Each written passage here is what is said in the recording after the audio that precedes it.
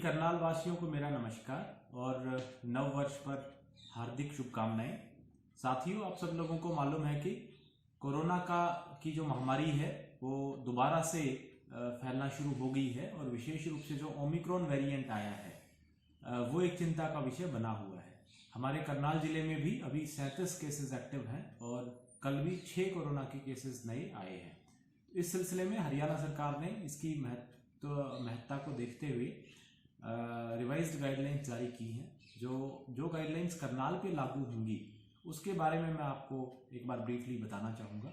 एक तो ये है कि जितने भी हमारे सरकारी दफ्तर हैं, इसके अलावा प्राइवेट एस्टेब्लिशमेंट्स भी हैं, चाहे होटल्स हैं, रेस्टोरेंट्स हैं, अनाज मंडी है, सब्जी मंडी है, डिपार्टमेंटल स्टोर्स हैं, आपके राशन शॉप्स हैं, लिकर शॉप्स हैं, हर जगह पे सिर्फ जो फुल्ली वैक्सीनेटेड लोग हैं वही अलाउड होंगे। यानी हर एक सरकारी दफ्तर के बाहर अब ये चेक किया जाएगा कि जो भी कोई आ रहा है, चाहे वो कर्मचारी हो, अधिकारी हो या पब्लिक हो, उन्होंने अपनी दोनों डोज वैक्सीन की ली है या नहीं ली है। इसलिए मैं सबसे आग्रह करूंगा कि अपनी जो वैक्सीनेशन सर्टिफिकेट है वो या तो फ़ोन में उसकी सॉफ्ट कॉपी लेके चलें या उसका प्रिंट आउट लेके चलें, या फिर जो आपको कोविन पोर्टल से मैसेज आया होगा वैक्सीनेशन का वो दिखा दें, या आरोग्य सेतु ऐप पे अपना वैक्सीनेशन स्टेटस दिखा दें। जिन लोगों ने सिर्फ अभी पहली डोज लगवाई है और सेकंड डोज ड्यू नहीं हुई है वो भी इसमें ऑफिसेज में जाने के लिए अलाउड होंगे। इसके साथ ही साथ जो 15 साल से 18 साल के लोग हैं उनकी वैक्सीनेशन भी कल से शुरू हो जाएगी। हमारे करनाल जिले में लगभग 90,000 ऐसे बच्चे हैं जो इस कैटेगरी में आते हैं और हम कल से उनकी वैक्सीनेशन भी शुरू कर देंगे अलग अलग जगहों पे।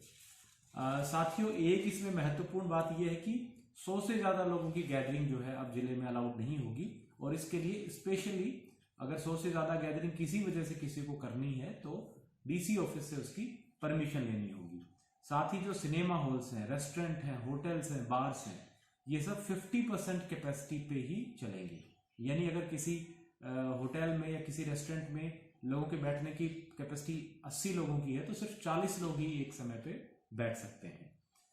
स्कूल्स हैं, कॉलेजेस हैं, लाइब्रेरीज हैं, ITIs हैं, आईलेट सेंटर्स हैं, हमारी आंगनवाड़ी सेंटर्स हैं, ये सब जो है 12 तारीख तक बंद रहेगी।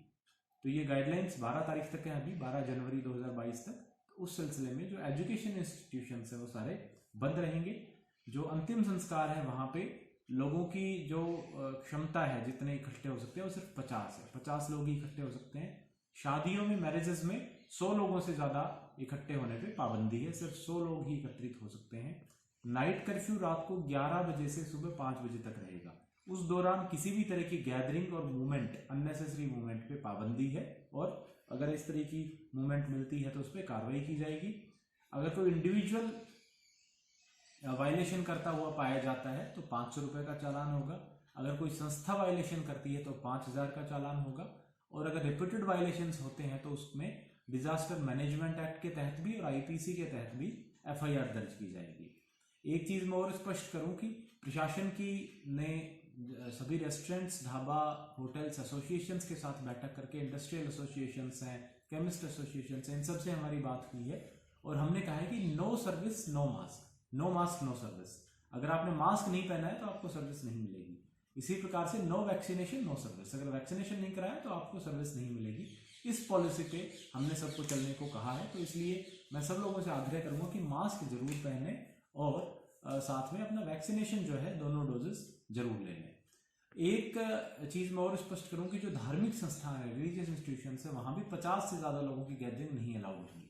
अभी रिसेंटली देखने को आ रहा है कि भंडारे के नाम पे, जागरण के नाम पे और कोई जो है रिलीजियस धार्मिक गैदरिंग्स के नाम पे बड़ी संख्या में लोग इकट्ठे हो रहे हैं। तो इस मामले में सरकार और प्रशासन सख्ती करेंगे। तो मेरी सब लोगों से आग्रह रहेगा कि जो गाइडलाइंस बताई गई हैं इनका पालन करें ताकि हम संभावित जो तीसरी वेव है कोरोना की, इससे बच सकें। आप सबका बहुत बहुत धन्यवाद।